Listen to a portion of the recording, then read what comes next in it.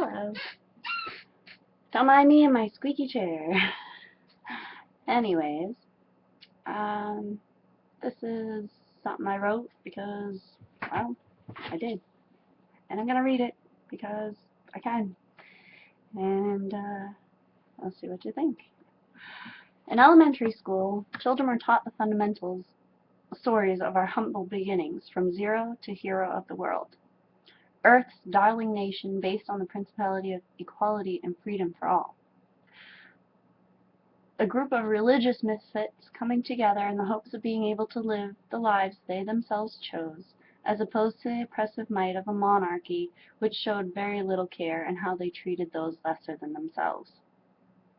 We were taught of the struggles of our forefathers and the decisions they came to, setting into motion the movement for revolution. We were taught the sacrifices made in the name of this elusive thing called freedom.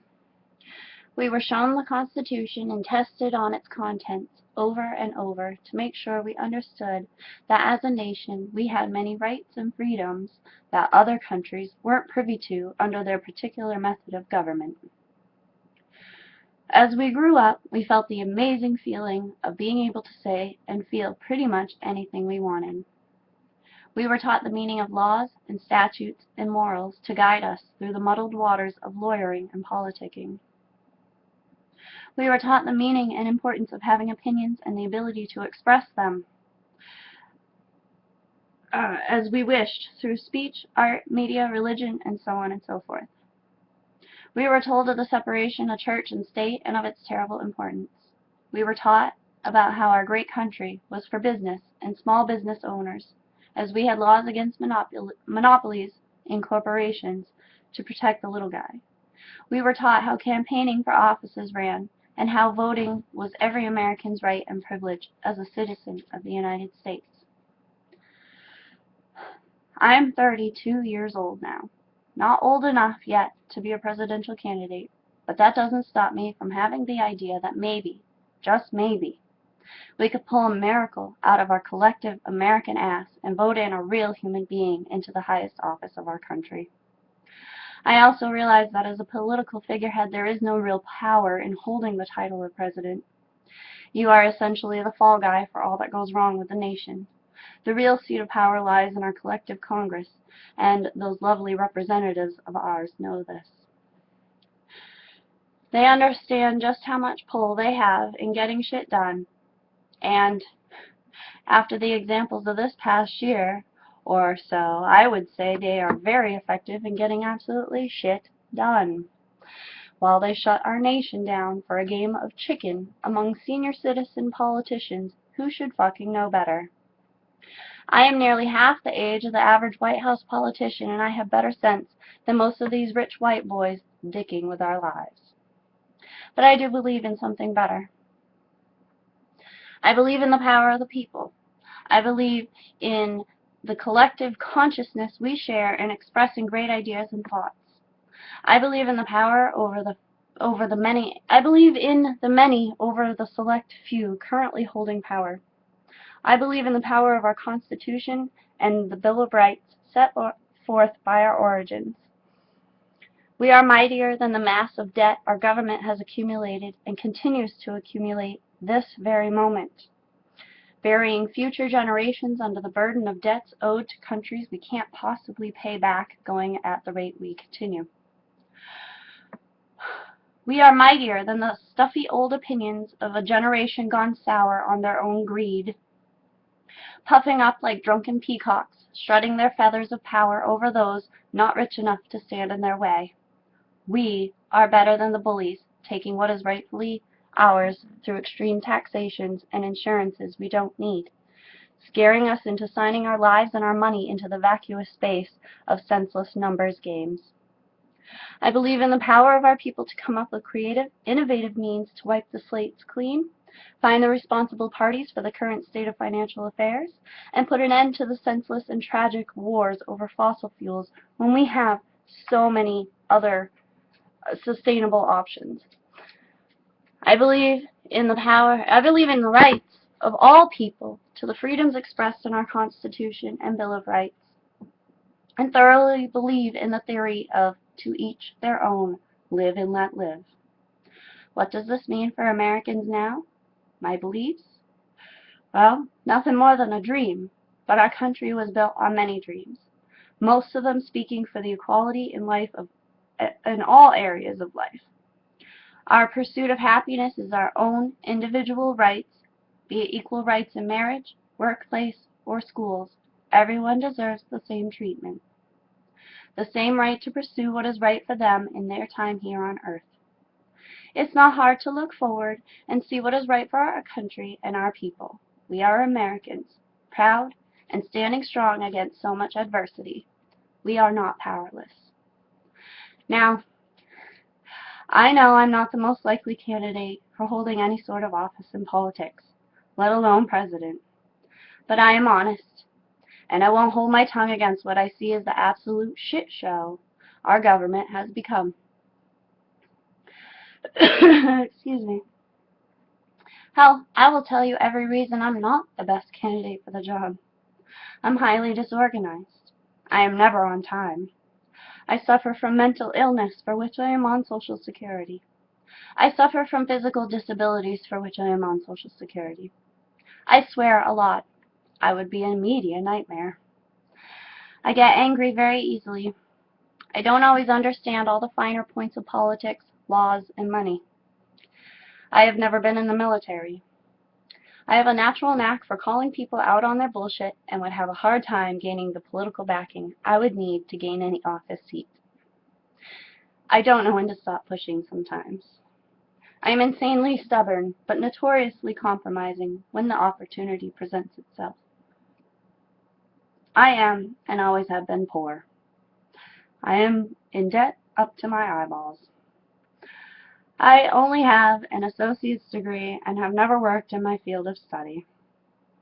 I lead a less than conventional lifestyle and know how media and politicians use dirty laundry to make someone seem less than appetizing to the safe voter's palate.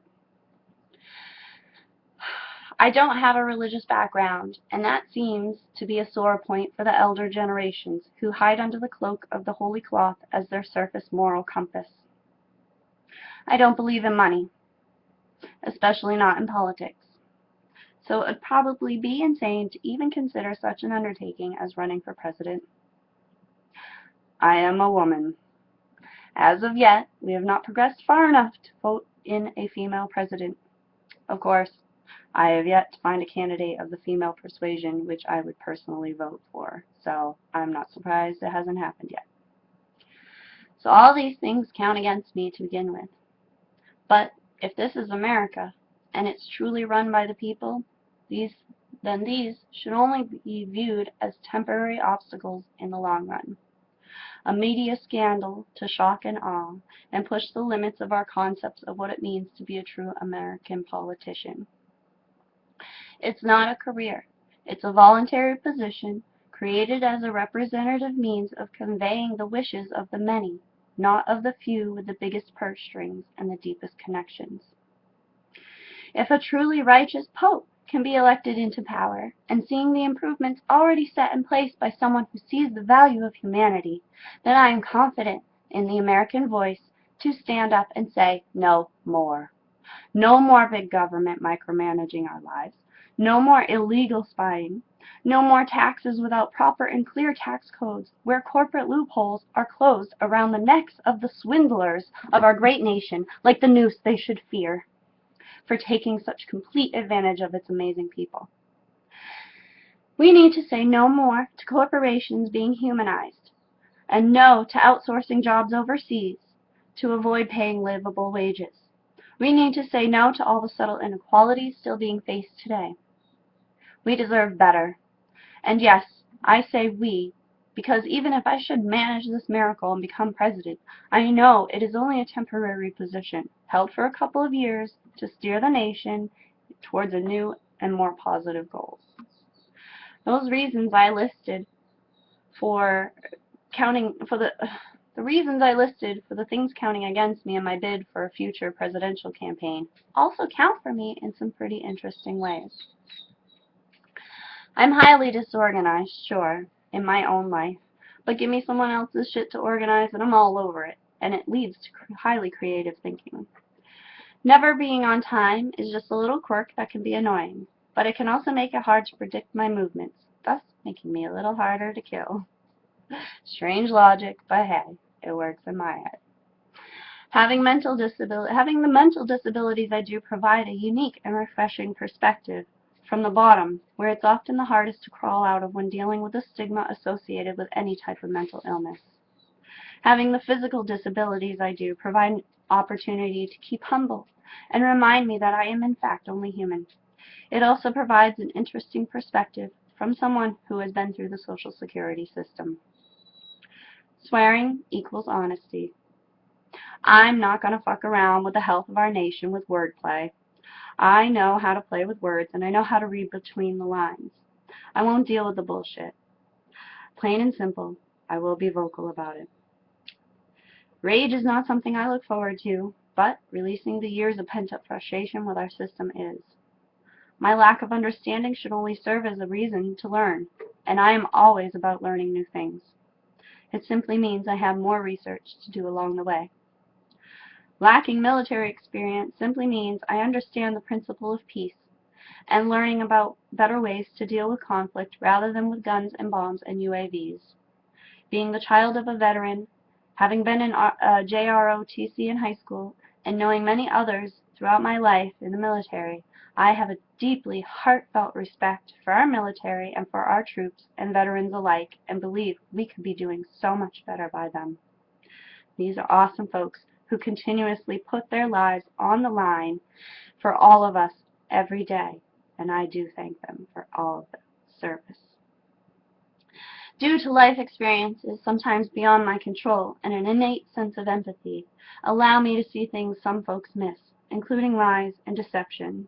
I am not tolerant of lies from those who are supposed to be crystal clear in their intentions. I won't be able to hold my tongue when the bullshit meter goes off. When I have set my mind to something, I will put my everything into it and push forward. It's a good thing, most of the time, and it can come in handy. Being stubborn equals strength, but wisdom comes in knowing when to bend with the wind and compromise. I can do both these things with relative ease, even if it sounds contradictory to you. Being poor means I know how to stretch those oh-so-precious dollars. I know how to be frugal and save money in all sorts of interesting ways. Being in debt means I understand the meaning of the word and of its terrible oppressive weight on all of our shoulders. I want nothing more than to lift this weight off and find new ways to educate people about money and budgeting. I may not have worked in the field, but I have studied enough about it to see where improvements can be made to our criminal justice system. My open choice of lifestyle can be seen as an ultimate expression of my pursuit of happiness. I am not afraid of the mudslinging games, as I simply won't pander to it. My life is an open book, and I will be as honest as possible about as much of it as is decent. My fearless approach to life should show the American people that our dreams are important and we can be who we want to be without fear.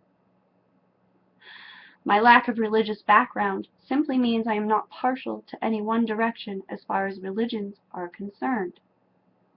I am very understanding of the various types of religions and sensitive to those who practice their beliefs, but I am not swayed by their seemingly twisted sense of morality. My basic rules follow common sense, decency, respect, and the golden rule of do unto others as you would have them do unto you. My faith is my own, and my relationship with God is personal between the two of us, as it should be. My lack of belief in a monetary system opens up opportunities to find different means of economic growth, which both reflect a healthy environmental and societal outlook. Trading was a perfectly valid method long before money. Providing services for trade also worked well. Mayhaps we can all put our brains together and find a means of creating a new financial system that isn't solely based on the pretend value of green printed papers. Being a woman in politics is always a dicey undertaking, as the males try to exert control over the females, or squash them into the ground simply because we lack a set of hairy danglies. I say it is out of fear, and I know this to be true, For a woman to have great ideas seems unthinkable to the old geezers living in the 1950s era of their tiny minds. But I'm here to tell you, I may have a vagina, but I swear like a fucking sailor and belch louder than most of you men out there. So go ahead, try me. So you see, I am just like a vast majority of Americans, struggling to get by with a dream and a wish for better for all Americans, not just the top of the pyramid. Don't get me wrong, it's every poor person's wish to be rich, or at least able to sustain a comfortable lifestyle. And don't we all deserve a comfortable lifestyle? We don't all need to be millionaires, but there should be a reasonable expectation to be able to afford more than just the bare necessities. We have the potential to be one of the richest countries, not simply in economics, but rich in production and creative resourcing. There is no reason why the number of empty houses should outnumber the amount of homeless folks out there struggling to keep alive without proper shelter. There is no excuse for children to go hungry in our nation, no excuse for the levels of poverty now being seen in this 13th year of the 21st century. Shouldn't we have figured it out yet? I'd like to cut through the drama of fake bipartisan politics. I'd like to dredge through the national budget and bring everything out into the open. Our politicians need to be reminded who holds the real power in this country of ours. The people, not rich lobbyists waving fans of money in their faces to adopt and create more damaging policies without our consent. I'd like to open the eyes of the world and show them that Americans can pull themselves out of this slump and push forward despite the squabblings of a few grumpy old men and women greed drunk off their bribed fat wallets. And if I'm not the one to do it, to make it to the top, maybe, just maybe, my words will have cut through the haze and given you all a little hope that someone out there has got some damn sense in their heads and wants to do something truly positive. Thank you.